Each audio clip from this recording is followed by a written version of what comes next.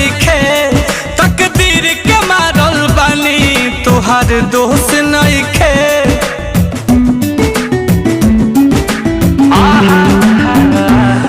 सुनसान जिंदगी लागे अब तो होश नइखे, तकदीर के मारल बानी तोहार दोष नइखे।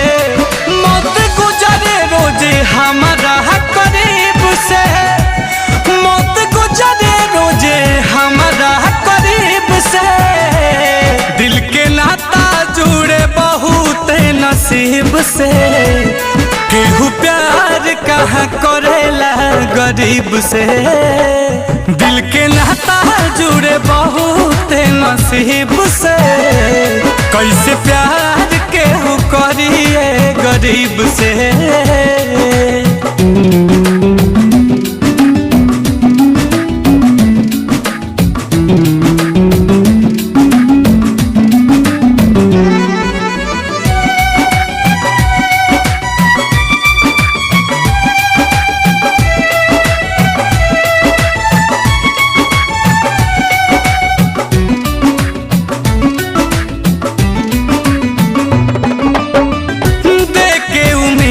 केहू कदेला घात हो तो अपन खिया के जब देखे आबाकात हो।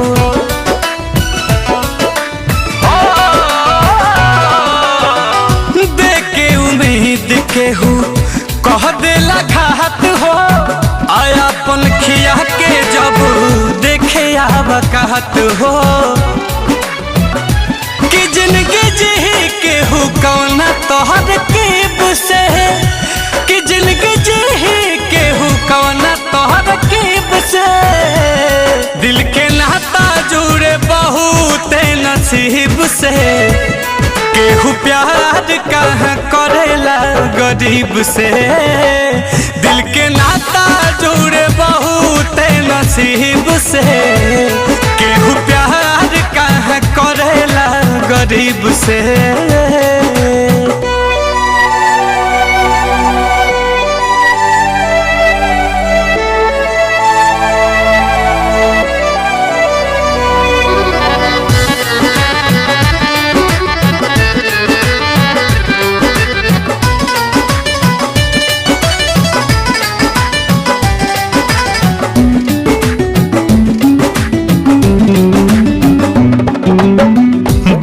अखिलेश नील कमल नइखे गम हो, जिलब अकेले हम हूँ सही के सीतम हो।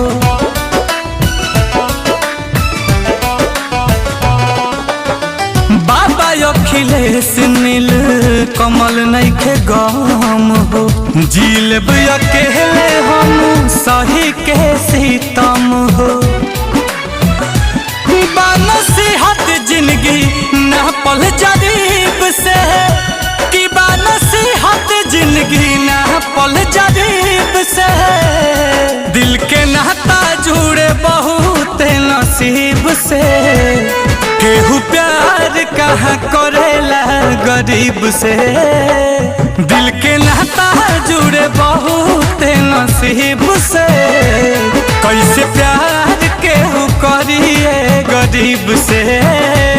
सुनसान जिंदगी लागे अब तो होश नइखे, तकदीर के मारल बानी तोहार दोष नइखे। मौत गुजरे रोजे हमारा करीब से, मौत गुजरे रोजे हमारा करीब से।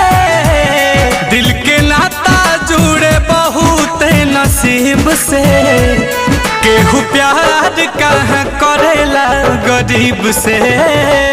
दिल के नाता जुड़े बहुत नसीब से, कैसे प्यार केहू करिए गरीब से।